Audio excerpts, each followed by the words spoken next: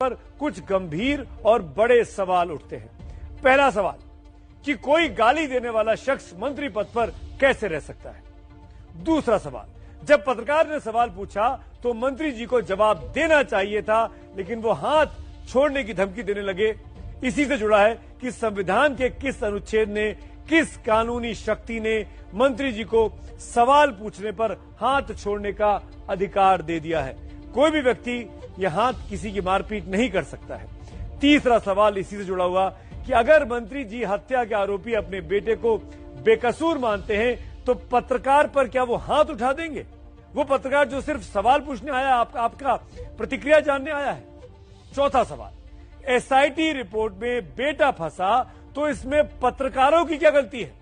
आखिर मंत्री जी ने अपनी हालत खिसियानी बिल्ली खंबा नोचे जैसे वाली स्थिति क्यों कर रही है?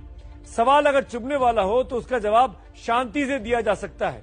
मंत्री जी की पार्टी गांधी जी का नाम बार बार लेती है। जैसा कि मैंने कहा, गांधी ने इस देश में बताया है कि हर हाल में कैसे सत्य के पक्ष में खड़ा हुआ जाता है और उसके लिए अहिंसा का इस्तेमाल किया जाता है। लेकिन यहां मंत्री जी मार रहे थे, डरा रहे थे, धमका रहे थे। पांचवा सवाल, चाहे टेनी एक सांसद हो या एक मंत्री हो, क्या जनता ने उनके लोगों को धमकाने के लिए उनको चुना है, गाली गलौज और मारपीट देने के लिए चुना है? आज जिन लोगों ने उनको वोट दिया है वो अपने इस माननीय सांसद के बारे में क्या सोच रहे होंगे? टेनी संविधान की शपथ लेकर मंत्री बने कि वो बिना किसी भय या पक्षपात के, बिना किसी अनुराग या द्वेष के अपनी भूमिका का निर्वाह शुद्ध अंतरकरण से करेंगे। छठा सवाल इसी से जुड़ा है कि क्या बेटे को बचाने के चक्कर में मंत्री संविधान की शपथ भूल गए?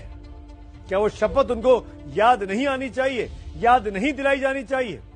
और आखिर में सातवां सवाल, अगर टेनी मंत्री बने रहे तो क्या केस को प्रभावित नहीं करेंगे, क्योंकि वो किसी मंत्री की तरह नहीं बल्कि एक ऐसे पिता की तरह बर्ताव कर रहे हैं जिसको कानून की नहीं बल्कि अपने कथित तौर पर गुनहगार बेटे की